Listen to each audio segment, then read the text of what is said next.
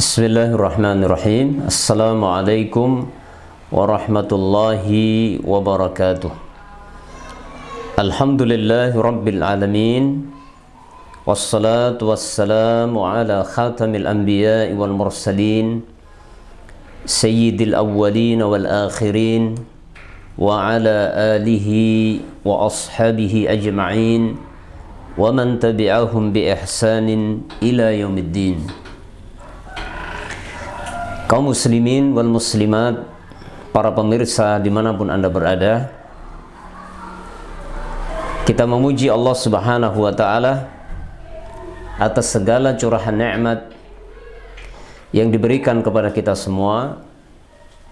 Di antaranya adalah pada kesempatan sore yang berbahagia ini, alhamdulillahi rabbil alamin, Allah Subhanahu wa ta'ala masih berkenan memberikan taufik kepada kita sehingga kita istiqomah, masih diberikan keistiqomahan di atas agama yang sangat mulia, agama yang sangat indah, yaitu agama Islam yang kita cintai, yaitu sebuah agama yang mengajarkan akhlak yang mulia atau yang dikenal dengan akhlakul karimah, yang mengajarkan bagaimana akhlak yang mulia kita kepada Allah Subhanahu wa ta'ala, dan bagaimana akhlak yang mulia kita kepada sesama hamba, sesama umat manusia.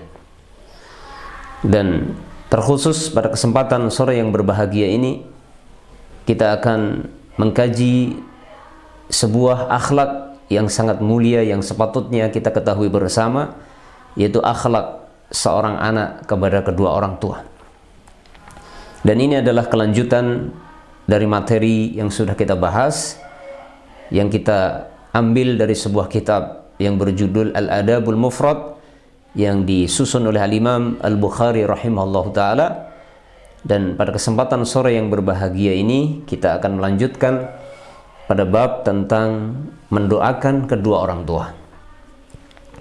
Kaum muslimin wal muslimat, para pemirsa yang dirahmati Allah Subhanahu wa ta'ala, mendoakan kedua orang tua itu adalah merupakan salah satu dari birrul walidain, salah satu bentuk bakti, perbuatan baik seorang anak kepada kedua orang tuanya adalah mendoakan kebaikan untuk kedua orang tuanya.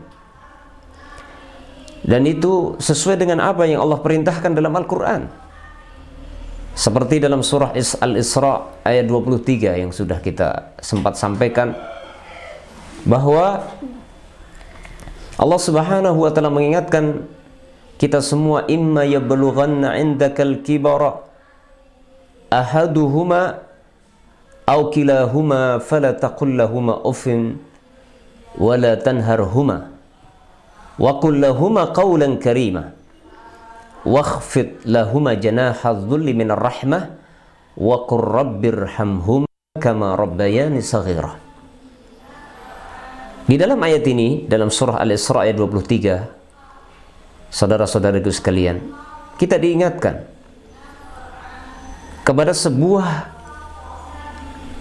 kewajiban yang sangat agung yang harus kita laksanakan, yaitu berbakti kepada kedua orang tua, khususnya tatkala kedua orang tua kita sudah renta. Karena di situ Allah mengingatkan, imma yablughanna 'indakal kibara ahaduhuma, kedua orang tua kita di masa tuanya berada di sisi kita. Yang ini mengisyaratkan bahwa ketika kedua orang tua kita sudah usia tua, usia senja, sudah tidak mampu mengurus dirinya sendiri, sudah tidak mampu mencari nafkah untuk dirinya sendiri, maka pada saat itu kewajiban anak untuk mengasuh orang tuanya, menafkahi orang tuanya. Dan di saat itulah Allah mengajarkan kewajiban kita berbakti. Di antaranya apa yang disebutkan di situ bentuk bakti kita? Di antara bentuk bakti kita kepada kedua orang tua adalah menahan diri, tidak mengucapkan kata-kata yang buruk. Wala taqul lahum uff, Al-Imam Ibnu Katsir mengatakan uff itu adalah larangan mengucapkan uff, atau orang menerjemahkan hus dan sebagainya. Maksudnya la tusmi'hima qawlan sayyi'ah, kata Ibnu Katsir.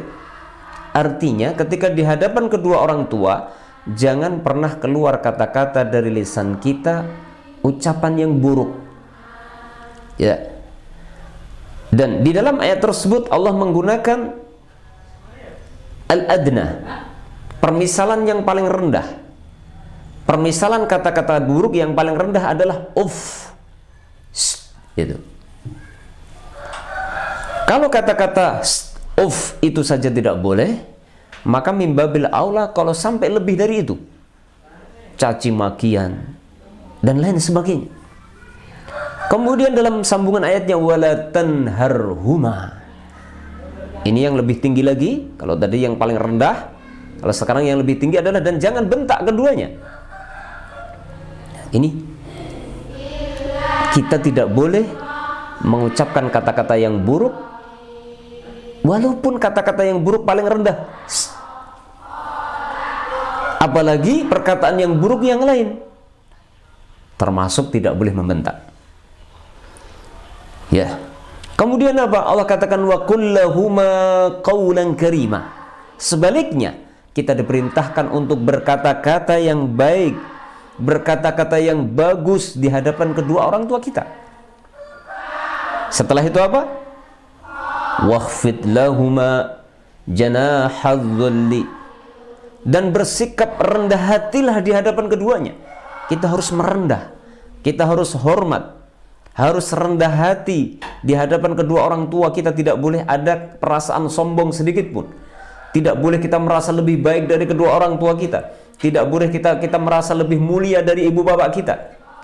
Ketahuilah, saudara-saudariku sekalian, semulia apapun diri kita, semulia apapun diri kita, seterhormat apapun diri kita di mata manusia, atau bahkan di hadapan Allah sekalipun, tetap itu semuanya melalui sebab kedua orang tua kita. Kedua orang tua kita lah yang menjadi sebab kita terlahir di muka bumi ini. Kalau tanpa sebab mereka berdua, tentunya kita tidak akan terlahir di muka bumi ini, apalagi sampai kita memiliki kemuliaan di hadapan manusia atau di hadapan Allah. Ingat sabda Nabi ketika Nabi ketika Nabi mengatakan al-waladu min kasbi walidayhi. Seorang anak itu adalah merupakan hasil usaha dari kedua orang tua kita. Anak itu adalah hasil dari usaha kedua orang tuanya. Ingat hadis itu. Oleh karena itu tidak boleh kita menyombongkan diri di hadapan orang tua kita. Allah katakan wakhfid lahuma janahadh-dhulli minar rahmah. Bersikap rendah hatilah di hadapan kedua orang tuamu, sehingga tidak boleh ada kesombongan. Ya. Makanya ada benarnya di sebagian masyarakat itu ada adab ketika di hadapan orang tua, adab dalam berkata supaya lemah lembut. Ya, dalam Islam diajarkan di hadapan orang tua kita harus berkata-kata lembut, tidak boleh nadanya tinggi kalau bicara. Kemudian harus merendahkan diri, harus merendahkan hatinya, tawadhu, tidak boleh sombong di hadapannya. Ya. Walaupun mungkin orang tuanya bukan orang yang hebat, sementara anaknya jadi orang hebat, tetap saja anak yang hebat itu harus menghormati kedua orang tuanya. Kemudian setelahnya apa? Wa kullahuma wakhfid lahuma janahadh-dhulli minar rahmati wa qur rabbirhamhuma kama rabbayani shaghira. Ini poinnya di sini. Dan doakanlah kedua orang tua kalian, rabbirhamhuma kama rabbayani shaghira. Ini mendoakan rahmat untuk kedua orang tua dalam ayat ini bagian dari bentuk apa yang Allah perintahkan, bagian dari bentuk bakti, kewajiban bakti, rangkaian dari bentuk bakti kita yang diperintahkan dalam ayat ini, mulai dari imma yablughanna indakal kibara ahaduhuma aw kilahuma dan seterusnya, masuk di dalamnya wa qur rabbirhamhuma kama rabbayani shaghira. Dan doakan Keduanya, Rabbi, wahai Tuhanku, irhamhuma, sayangilah kedua orang tuaku, kama rabbayani shaghira, sebagaimana mereka berdua telah menyayangi diriku di masa aku masih kecil dahulu. Ini adalah doa.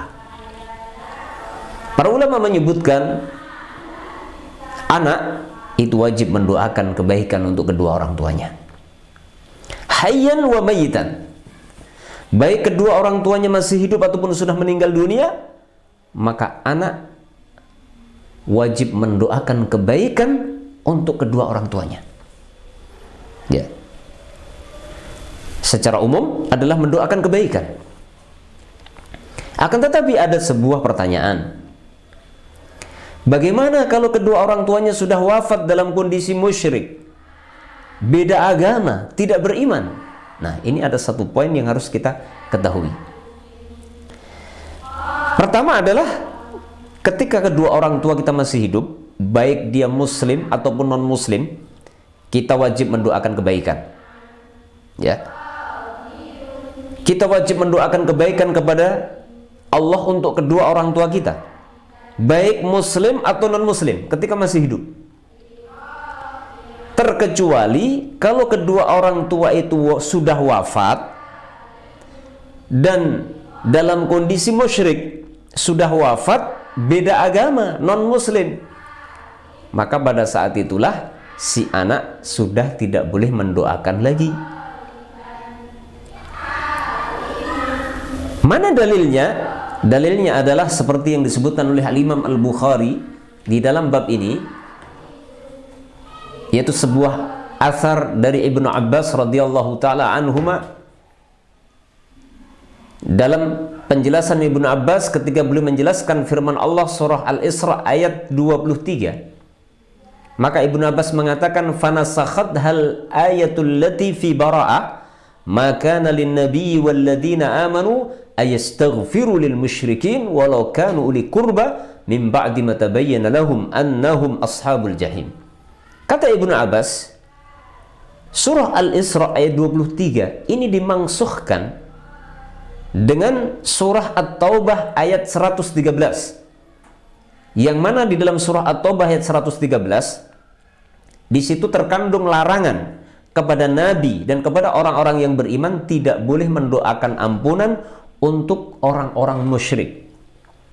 Para ulama tafsir mengatakan orang-orang musyrik yang tidak boleh didoakan ampunan dalam ayat ini maksudnya adalah orang-orang musyrik yang telah wafat dalam kondisi musyrik.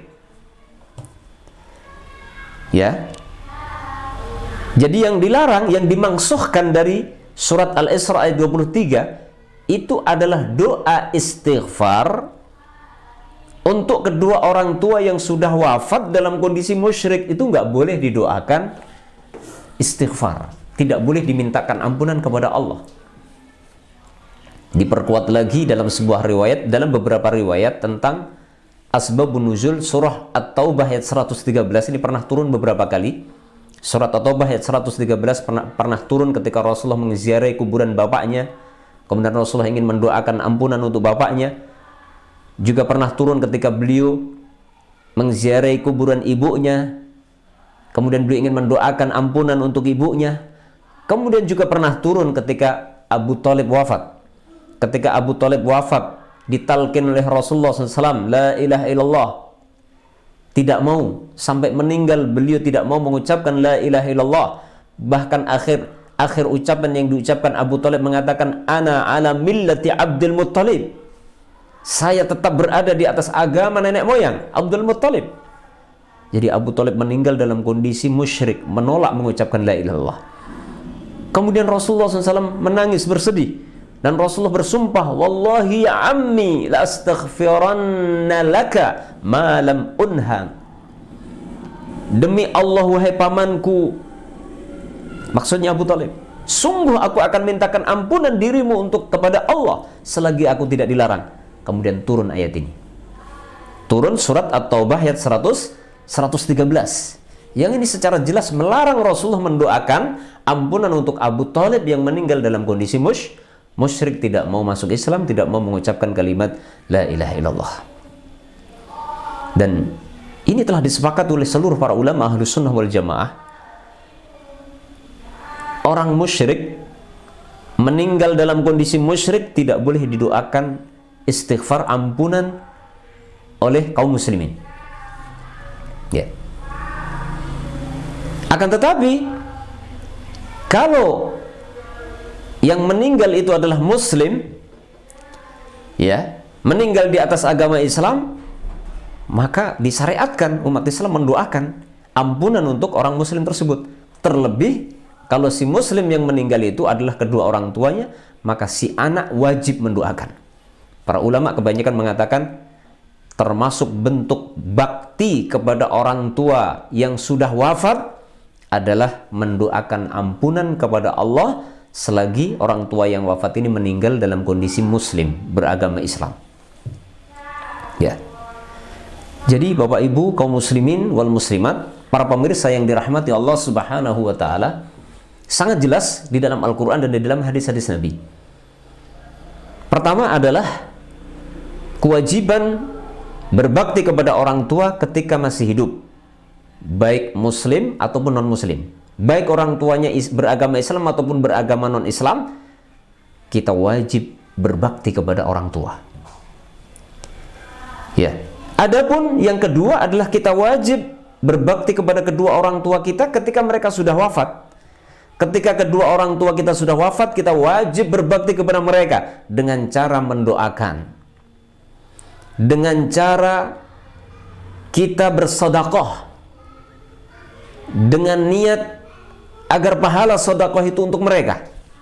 Akan tetapi dikecualikan kalau orang tua yang meninggal itu adalah orang tua yang musyrik, maka tidak boleh si anak mendoakan orang tua yang meninggal dalam kondisi musyrik, tidak boleh memintakan ampunan kepada Allah karena musyrik, dan tidak boleh bersedekah, bersedekah dengan niat pahalanya untuk yang orang tuanya yang musyrik yang sudah meninggal, karena itu pertama tidak bermanfaat, ya, karena sudah putus hubungan antara seorang anak dengan orang tua.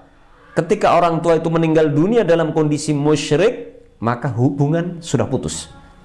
Ya, hubungan sudah putus. Akan tetapi bila mana kedua orang tua itu muslim, meninggal dalam kondisi muslim, maka antara si anak dengan orang tua hubungannya tidak akan pernah putus walaupun dipisahkan oleh ajal.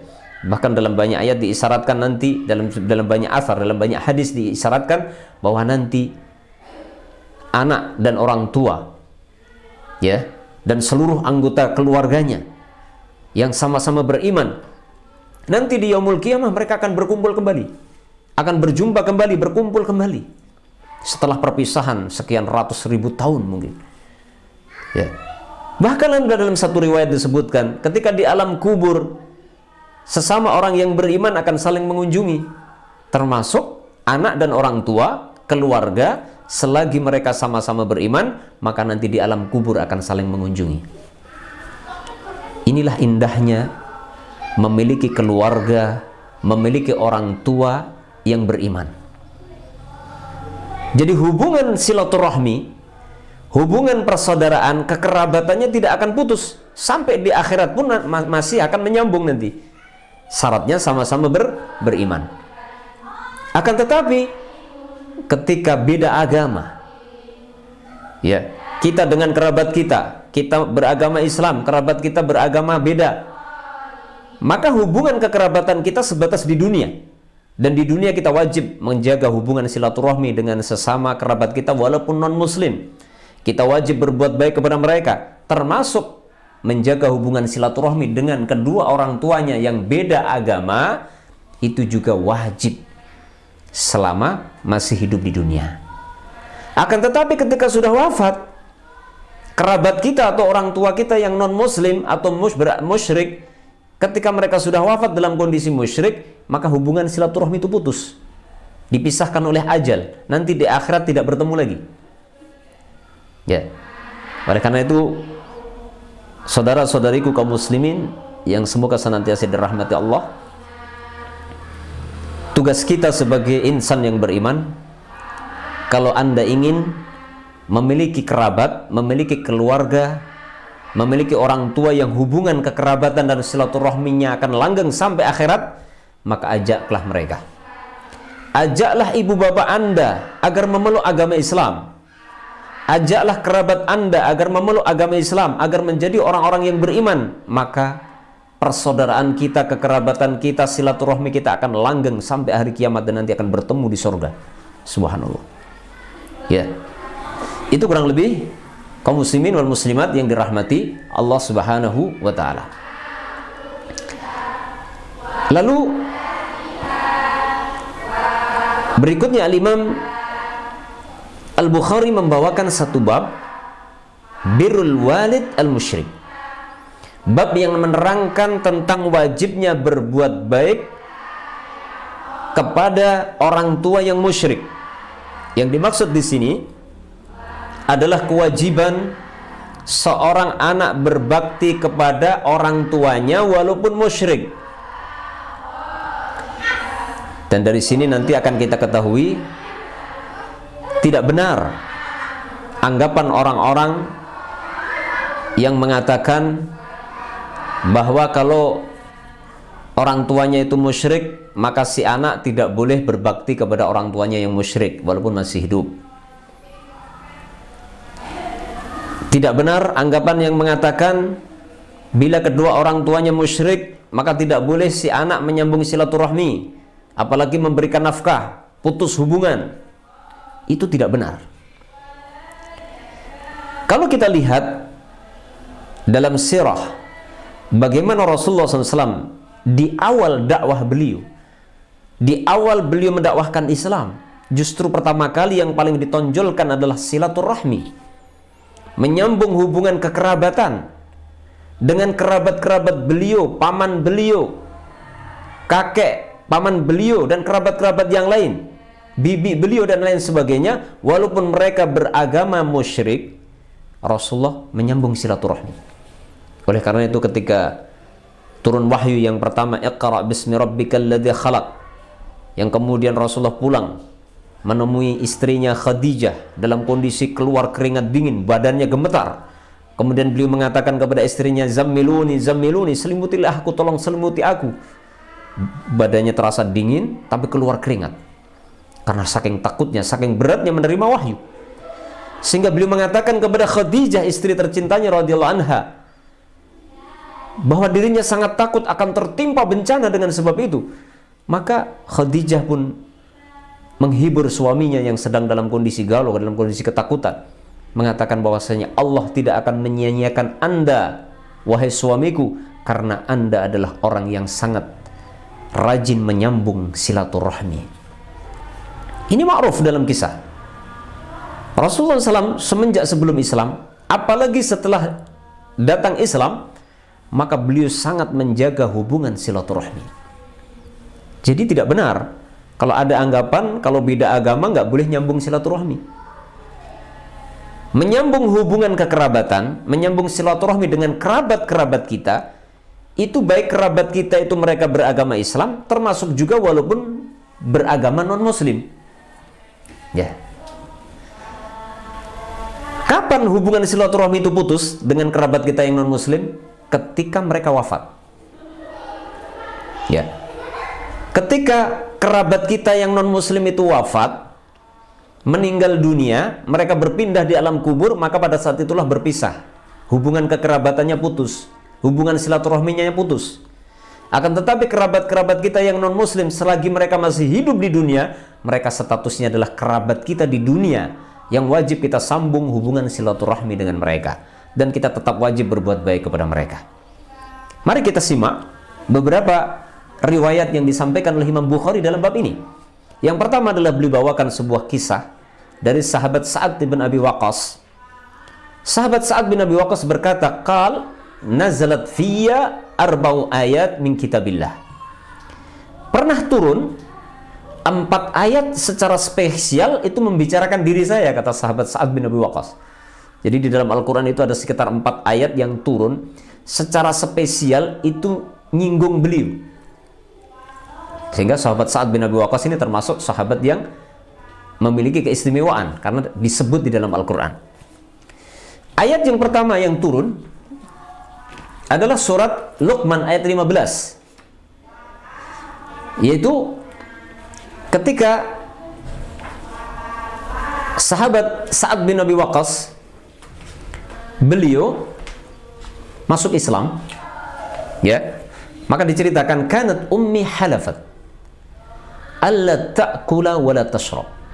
Ketika saya masuk Islam, itu ibu saya bersumpah tidak akan makan dan tidak akan minum hatta ufariqa Muhammadan sallallahu alaihi wasallam, sampai saya meninggalkan Muhammad sallallahu alaihi wasallam, maksudnya meninggalkan agama Islam. Coba bayangkan, sahabat Sa'ad bin Abi Waqqas ketika masuk Islam, ibunya bersumpah nggak akan makan selamanya, tidak akan minum sampai Sa'ad bin Abi Waqqas meninggalkan agama Islam. Ya, maka turunlah ayat ini. Surah Luqman ayat 15. Wa in jahadaka ala an tusyrika bima laysa laka bi'ilm fala tuti'huma wa sahibhuma fid dunya ma'rufa. Ya. Dan inilah yang menjadi contoh di sini. Ayat ini adalah apa? Di dalam ayat ini Allah mengatakan, jika kedua orang tuamu memaksa dirimu untuk berbuat musyrik kepadaku, sesuatu yang kamu tidak mungkin punya ilmu padanya, maka jangan taat kepada keduanya. Akan tetapi temanilah kedua orang tuamu di dunia dengan baik. Sahabat Sa'ad bin Abi Waqqas dilarang mentaati ibunya, walaupun ibunya bersumpah nggak akan makan, nggak akan minum sampai Sa'ad bin Abi Waqqas meninggalkan agama Islam. Tidak boleh taat. Akan tetapi dalam sambungan ayatnya diperintahkan apa? Temanilah kedua orang tuamu dengan baik di dunia. Jadi seorang anak, ya, yang memiliki kedua orang tua musyrik, ketika kedua orang tuanya memerintahkan agar anaknya berbuat musyrik atau agar anaknya meninggalkan agama Islam, tidak boleh taat kepada kedua orang tuanya. Akan tetapi dari satu sisi, si anak tersebut tetap wajib berbuat baik kepada kedua orang tuanya selagi masih di dunia, sampai akhir hayatnya. Ya, semusyrik apapun kedua orang tua, selagi masih hidup di dunia, si anak wajib berbakti kepada kedua orang tuanya dengan perbuatan, dengan kata-kata. Ya, termasuk yang disebutkan oleh para ulama adalah kewajiban anak menafkahi orang tua yang musyrik ketika orang tua yang musyrik ini sudah tidak sanggup lagi menafkahi dirinya. Loh, kan musyrik. Walaupun musyrik sekalipun. Ya. Karena di dalam ayat itu Allah Subhanahu wa taala jelas menyebutkan wasahibhuma fid dunya ma'rufa. Perintah menemani dengan baik kedua orang tuanya di dunia. Di situ kata ganti wasahibhuma itu kembali kepada siapa? Kedua orang tua yang memaksa anaknya berbuat musyrik. Tidak mungkin kedua orang tua memaksa anaknya untuk berbuat musyrik kalau orang tuanya nggak musyrik. Sehingga ayat ini dijadikan dalil oleh para ulama, ya, tentang kewajiban seorang anak menafkahi kedua orang tuanya yang musyrik ketika kedua orang tuanya sudah tidak sanggup menafkahi dirinya sendiri. Apalagi kalau kedua orang tuanya muslim. Jelas dalam ayat itu. Makanya ya, Al-Imam Al-Qurtubi ya, itu menyebutkan tafsir wasahibhuma fid dunya ma'rufa, ya, ay musahiban ma'rufan, yaitu menyertainya dengan baik, ma yuhsin, dengan segala apa yang bisa disebut sebagai kebaikan kepada orang tuanya yang musyrik. Ya, di situ dengan kalimat ma yuhsin, dengan apa saja, dengan apa saja yang bisa digunakan oleh seorang anak untuk berbuat baik kepada ibu bapaknya yang musyrik, termasuk di dalamnya menafkahi mereka. Oleh karena itu sebagian ulama mengambil faedah dari ayat ini, wal ayatu dalilun, seperti yang disebutkan oleh Dr. Hussein, ya, yang mengsarah kitab ini. Beliau mengatakan wal ayatu dalilun ala silatil abawain al-kafirain bima amkana minal mal wa in kana faqirain wa ilanatul qaul wa du'a ilal islam birifq. Ayat ini menjadi dalil tentang kewajiban menyambung silaturahmi dengan kedua orang tua yang kafir. Dengan cara apa? Dengan apa yang dia mampu berupa memberikan harta, nafkah harta. Orang tuanya butuh pakaian, anaknya wajib membelikan kalau nggak punya pakaian. Kalau kedua orang tuanya tidak bisa memberi makan, tidak bisa cari makan, maka anaknya wajib memberi makan. Ya. Kemudian juga apa? Dan kewajiban untuk berkata-kata yang lembut kepada orang tua yang non-muslim dan mendoakan kedua orang tua yang non-muslim dengan lembut agar masuk Islam. Dan ini doa yang paling bermanfaat untuk kedua orang tua yang musyrik ketika masih hidup adalah didoakan agar masuk Islam. Anda, wahai saudara-saudariku, kalau Anda masih punya kedua orang tua yang non-muslim, maka doa yang paling bermanfaat untuk kedua orang tua Anda adalah doakan agar kedua orang tua Anda masuk Islam. Itu yang paling bermanfaat, lebih bermanfaat dari sekedar mendoakan agar mereka sehat, agar mereka kaya, agar mereka sukses dunianya. Yang paling bermanfaat adalah doakan mereka agar masuk Islam. Ya, karena dengan mereka masuk Islam, mereka akan selamat dunia dan akhirat. Ya, bukan hanya di dunia tapi di akhirat mereka akan bahagia, bahkan nanti akan bisa berkumpul lagi di akhirat. Ya. Kemudian yang kedua adalah ayat yang kedua yang turun adalah tentang suatu ketika Sa'ad bin Abi Waqqas itu melihat pedang yang sangat bagus yang dimiliki Rasulullah. Pedang yang sangat bagus sekali. Maka beliau berkata, "Faqultu ya Rasulullah habli hada." Ya Rasulullah, berikanlah pedang yang bagus ini untuk saya. Kemudian turun ayat yas'alunaka 'anil anfal, turun surat Al-Anfal ayat 1. Kemudian ayat yang ketiga yang turun, yang secara spesial turun untuk beliau, ya, yaitu apa? Dikatakan yang ketiga, inni maridtu fa'atani Rasulullah sallallahu alaihi wasallam faqultu ya Rasulullah inni uridu an aqsima mali afa usi binis faqala la faqultu as-sulus fasakata fakana as-sulus ba'dahu jaizan. Suatu ketika saya sakit, kemudian Rasulullah datang mengunjungi saya. Kemudian pada saat itu saya berkata kepada Rasulullah, ya Rasulullah, saya ingin membagikan harta saya. Apakah boleh saya wasiatkan separuh harta saya? Maka Rasul mengatakan, la, enggak boleh. Fakultu as-sulus, kalau sepertiga bagaimana Rasulullah? Maka Rasulullah diam. Kemudian setelah itu turun ayat-ayat tentang mawaris dan ayat-ayat tentang wasiat. Sehingga setelah itu nanti boleh seseorang yang akan meninggal mewasiatkan sepertiga hartanya, tidak boleh lebih. Kalau setengah tidak boleh, ya. Sepertiga boleh, ya. Kemudian yang keempat, beliau menceritakan, inni syaribtul khamra ma'a qaumin minal ansar. Dulu saya pernah menjadi pemabuk, tukang minum khamr bersama pemuda Ansar, ya. Fadaraba rajulun minhum angfi bilihyai jamal. Kemudian pada suatu ketika ada seorang pria, seorang pemuda itu memukul hidung saya dengan ekor onta sehingga hidung saya terluka. Kemudian saya datang kepada Nabi SAW, maka Allah pun menurunkan ayat tentang pengharaman khamr. Ini maksudnya adalah Sa'ad bin Abi Waqqas bersama para pemuda Ansor, sebelum turun ayat pengharaman khamr itu mereka masih biasa mabuk. Karena turunnya pengharaman khamr itu bertahap. Pertama kali bukan diharamkan, tapi apa? Masih boleh minum khamr, tapi kalau masih mabuk nggak boleh sholat. Kemudian turun ayat yang menerangkan maslahat dan mudaratnya. Mudaratnya lebih besar daripada maslahatnya. Kemudian baru turun ayat pengharaman.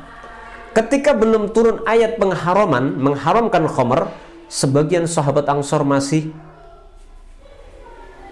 melakukan apa yang menjadi kebiasaan mereka sebelumnya, sebelum Islam, yaitu sebagian pemuda mabuk-mabukan. Termasuk Sa'ad bin Abi Waqqas. Maka turunlah ayat pengharaman khamr. Sehingga kisah Sa'ad bin Abi Waqqas dipukul oleh temannya yang sedang mabuk pakai ekornya onta sampai luka hidungnya. Ini menjadi asbab turunnya ayat pengharaman khamar. Inilah kurang lebih 4 ayat yang turun secara spesial tentang Sa'ad bin Abi Waqqas. Dan berkaitan dengan bab ini adalah ayat yang pertama tadi. Ayat yang pertama tadi apa? Yaitu Sa'ad bin Abi Waqqas ketika masuk Islam, ibunya tidak ridho. Bahkan ibunya marah, ibunya bersumpah tidak mau makan dan minum kalau Sa'ad bin Abi Waqqas tidak mau keluar dari agama Islam. Maka turun surat Luqman ayat 15. Sa'ad bin Abi Waqqas dilarang mentaati perintah ibunya, keluar dari Islam, murtad kembali. Akan tetapi dari satu sisi tetap Allah perintahkan kepada Sa'ad bin Abi Waqqas untuk berbakti kepada ibunya walaupun ibunya musyrik. Subhanallah. Inilah Bapak Ibu yang dirahmati Allah Subhanahu wa taala. Jadi perintah berbuat baik kepada kedua orang tua itu tidak khusus untuk orang tua yang muslim. Orang tua yang non muslim, beragama apapun, selagi masih hidup di dunia, belum wafat, maka si anak wajib berbuat baik kepada kedua orang tuanya. Berbuat baik dengan perbuatan, dengan kata-kata, dan yang tidak kalah pentingnya adalah doa kebaikan untuk orang tuanya yang masih musyrik, agar mereka masuk Islam, agar Allah mengampuni mereka. Kecuali kalau orang tua yang musyrik itu sudah meninggal dunia, dan meninggal dunia dalam kondisi musyrik, baru pada saat itu putuslah hubungan antara anak dan orang tua. Ya, maka pada saat itu si anak yang muslim tidak boleh mendoakan kebaikan untuk orang tuanya yang sudah wafat. Khususnya adalah doa ampunan. Ya. Kemudian Bapak Ibu yang dirahmati Allah Subhanahu wa taala, hadis yang kedua yang dibawakan oleh penulis di sini yang menunjukkan bahwasanya perbuatan birrul walidain kepada kedua orang tua yang musyrik itu hukumnya disyariatkan walaupun musyrik, bahkan sebagian ulama mengatakan wajib. Yang kedua dalilnya adalah hadis Asma binti Abi Bakar. Ini kejadiannya adalah Asma binti Abi Bakar di saat ibunya musyrik, masih musyrik. Ya. Asma binti Abi Bakar bercerita, suatu ketika ibu saya datang kepada saya raghibatan, dengan sangat suka, ingin sekali. Dan nanti ada 2 riwayat di sini. Dalam satu naskah itu riwayatnya dikatakan raghibatan. Dalam naskah yang lain dikatakan ya raghimatan. Kalau raghibatan fi itu maksudnya dia sangat ingin sekali. Kalau raghimatan itu artinya sangat tidak suka. Raghibatan ada 2 penafsiran. Banyak para ulama yang menjelaskan. Ya, di antaranya lah raghibatan ini ditafsirkan sangat ingin menyambung silaturahmi dengan putrinya yang sudah masuk Islam, Asma binti Abi Bakar. Tapi sebagian ulama menerangkan raghibatan di sini maksudnya sangat ingin masuk Islam. Jadi dia datang mengunjungi putrinya dalam kondisi sangat ingin masuk Islam. Ya. Maka saya bertanya kepada Nabi, kata Asma, fasa'altun Nabiyya sallallahu alaihi wasallam, afa asiluha, ya Rasulullah, apakah saya boleh menyambung silaturahmi dengan ibu saya yang masih musyrik tadi? Maka Rasulullah mengatakan, na'am, iya, boleh kamu menyambung silaturahmi dengan ibumu yang musyrik. Gitu.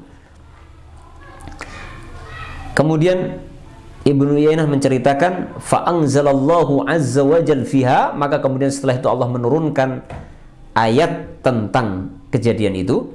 Apa ayatnya? Surah Mumtahanah ayat 8. La yanhakumullahu anil ladzina lam yuqatilukum fid din. Ya, dan seterusnya. Allah tidak melarang kalian untuk berbuat baik kepada orang-orang musyrik non-muslim yang mereka tidak memerangi kalian karena agama. Ya. Lihat, begitu jelasnya ayat ini menjelaskan boleh, tidak ada larangan. Kita berbuat baik kepada orang-orang non-muslim siapapun selagi mereka bukan non-muslim yang memerangi umat Islam. Itu tidak dilarang. Apalagi orang non-muslim tersebut itu adalah kerabat kita. Apalagi orang non-muslim tersebut adalah kedua orang tua kita. Maka lebih-lebih kita harus berbuat baik kepada mereka. Ya. Ini jelas ayatnya. Walaupun ada perbedaan pendapat di kalangan para ulama di dalam menjelaskan makna raghibatan. Kalau raghibatan di sini yang dimaksud adalah sangat ingin masuk Islam, maka tentu Asma tidak perlu bertanya boleh dan tidaknya menyambung silaturahmi dengan ibunya yang sudah ingin masuk Islam. Adapun berkaitan dengan makna yang lain, yang dikatakan raghibatan di sini maksudnya adalah ingin menyambung hubungan, ingin mengunjungi Asma. Bukan ingin masuk Islam, tapi ingin mengunjungi Asma. Kemudian Asma bertanya, apakah saya boleh menyambung silaturahmi dengan ibu saya yang musyrik? Rasulullah menjawab, na'am. Kalaupun dia tidak ingin masuk Islam, tetap berarti apa? Na'am. Sangat diperbolehkan engkau menyambung silaturahmi dengan ibumu walaupun dia tidak ingin masuk Islam. Ya, kemudian turun ayat tadi. Jadi intinya, kedua orang tua kita, kalau seandainya kita punya kedua orang tua kita yang musyrik, selagi mereka tidak memerangi Islam dan kaum muslimin, maka kita tetap menyambung silaturahmi dengan mereka. Allahu ta'ala bishawab. Kemudian hadis yang terakhir yang bisa dibawakan pada kesempatan sore ini adalah sebuah kisah dari Ibnu Umar. Ya, saya terjemahkan langsung saja. Yaitu suatu ketika Umar ibn Khattab, Ibnu Umar bercerita bahwa suatu ketika Umar, bapak beliau, itu melihat sebuah kalung yang dijual. Ya, ketika sedang berjalan di pasar bersama Rasulullah, Umar mendampingi Rasulullah berjalan. Tiba-tiba beliau melihat ada sebuah kalung yang dijual yang begitu indah. Maka Umar berkata kepada Rasulullah, "Ya Rasulullah, belilah kalung ini dan pakailah ya Rasulullah di hari Jumat. Tatkala rombongan kaum muslimin dari luar akan datang kepada Anda." Maka Rasulullah mengatakan, "Innama yalbasu hadhihi man la khalaqa lahu." Hullah di sini sebagian menafsirkan yaitu maksudnya adalah perhiasan emas berupa kalung. Akan tetapi sebagian menafsirkan hullah di sini maksudnya adalah pakaian, ya, sejenis jubah, mantel yang di situ dilapisi dengan sutra. Ya. Allahu a'lam bishawab. Pendapat yang paling rajih seperti yang dijelaskan dalam banyak riwayat, yaitu yang dimaksud di sini adalah sejenis kain, pakaian, mantel atau jubah yang di situ bahannya tercampur dengan sutra. Karena memang laki-laki tidak boleh memakai kain sutra. Jadi pendapat yang rajih itu adalah kain sutra yang dimaksud. Sehingga kalau boleh diterjemahkan berdasarkan pendapat yang kedua ini adalah Umar mendampingi Rasulullah melewati sebuah tempat, di situ dijual baju atau kain dari jubah dari kain sutra. Umar menyarankan Rasulullah agar memberi dan nanti dipakai di hari Jumat ketika datang para tamu dari luar, gitu. Maka Rasulullah mengatakan apa? Innama yalbasu hadhi man la khalaqa lahu. Yang pantas memakai baju yang seperti ini adalah orang yang nanti tidak akan mendapatkan bagian surga. Yang ini menunjukkan haramnya laki-laki memakai kain sutra. Fa atiyan Nabi sallallahu alaihi wasallam minna bihulal fa arsala ila Umar bihullatin. Faqala kaifa albasuha wa qad qulta fiha ma qulta. Kemudian suatu ketika didatangkan oleh Nabi, Nabi memberikan ya baju dari kain sutra kepada Umar. Kemudian Umar berkata, "Ya Rasulullah, bagaimana mungkin saya memakai pakaian yang Anda pernah katakan?" Maksudnya Anda telah melarang, Anda telah katakan bahwasanya yang berhak memakai pakaian ini adalah orang yang tidak dapat jatah surga. Lalu bagaimana Anda merintahkan saya untuk memakainya? Qal, maka Rasulullah mengatakan apa? Inni lam u'tikaha litalbasaha. Wahai Umar, saya tidak memberikan kain sutra ini kepadamu agar kamu pakai, bukan. Walakin tabi'aha atau taksuaha. Akan tetapi hendaknya kamu jual atau kamu berikan kepada orang lain. Lalu apa yang dilakukan Umar?